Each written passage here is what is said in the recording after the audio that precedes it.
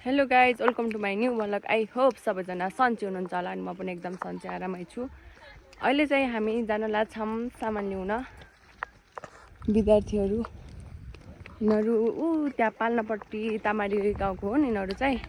अनि हामी पनि त्यही जान लाग्छौँ किनभने बाटोमा आउँदा आउँदै गाडी रोक्यो, स्कुलको खाजा लिएको गाडी।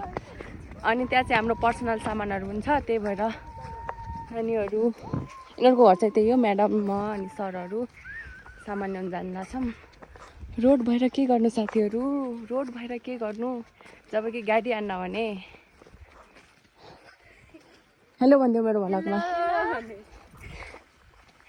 त्यही हो साथीहरू, अब उतै गएर भेटौँला है त। हेलो भाउजू, स्वागत छ तपाईँलाई मेरो भ्लगमा। नमस्ते सबैजनालाई। अहिले चाहिँ हामी कहाँ जान लाग्छौँ? हामी चाहिँ स्कुलको खाजा लिन जान लाग्यो। हामी चाहिँ स्कुलको खाजा लिन लाग्यो। यहाँले पनि भ्लग बनाउनुहुन्छ है साथीहरू। यहाँको चाहिँ अलिक बढी सब्सक्राइब छ, मेरो चाहिँ अलिक कम। अनि बढी छ भन्दैमा हजुरहरूले सब्सक्राइब नगर्ने हुनुहुन्छ र साथीहरू। तपाईँको के छ अरे नाम युट्युब च्यानल? समिता ओली 088 गएर सर्च मारिहाल्नुहोस् है, म्याडमको हेर्न मन छ भने भ्लग। हेर्नु साथीहरू, यो चाहिँ तामारीदेखि देखिने नजारा हो। यहाँदेखि चाहिँ लास्टै राम्रो देखिन्छ। यहाँदेखि पनि ऊ पाल्नापट्टि चाहिँ महत हो साथीहरू।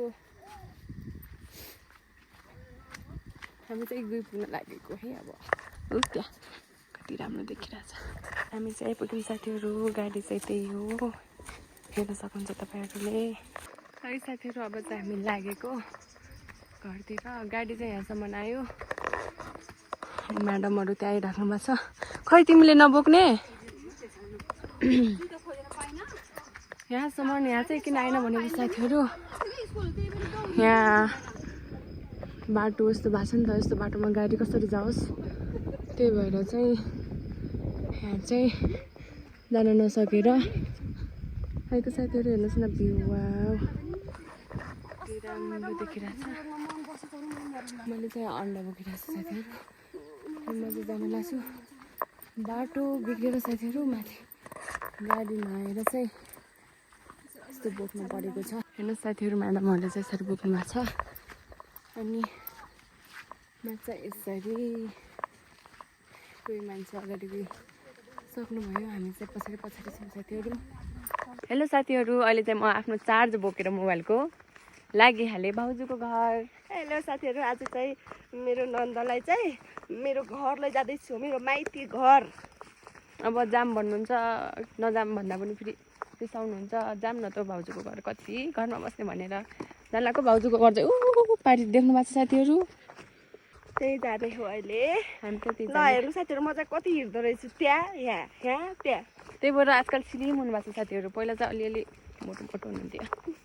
त्यो साथीहरू। अब हेर्नु साथीहरू, बाटो चाहिँ यस्तो छ यहाँ। के गर्नु त, म फेरि यहाँ यसो अन्डा बोकेर हिँडिरहेको छु। भाउजू फेरि लोटेको लोटे गर्नुहुन्छ नि त।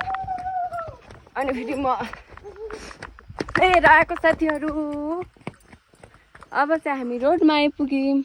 अनि साथीहरू, अहिले चाहिँ हामी यहाँ खोलामा आइपुग्यौँ।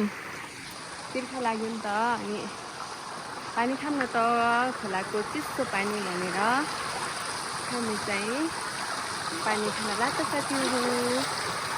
पानी खाने सिस्टम यस्तो छ।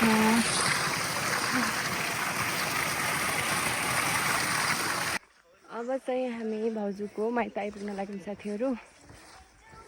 भाउजू चाहिँ आफ्नै धुनमा हुनुहुन्छ, गीत गाउँदै। धौ छ नि साथीहरू हिँड्न लास्टै ऊ माथि त्यो डाँडा देखिआएको त भयो। भाउजू चाहिँ सधैँ बिहान जाने अनि साँझ फेरि स्कुल छुट्टी भएपछि आउने, त्यति टाढा। हामी चाहिँ आइपुग्यौँ साथीहरू। यहाँ चाहिँ हाम्रो भाउजूको मम्मी हुनुहुन्छ। अब चाहिँ हामी आइपुग्यौँ। अनि यहाँ व्यवस्था फेरि छुट्टै छ साथीहरू। माइजूले चिया लिएर आइसक्नुभयो। यस्तो व्यवस्था छ यहाँ। आजलाई यति। Thank you for watching. Love you all. Bye by.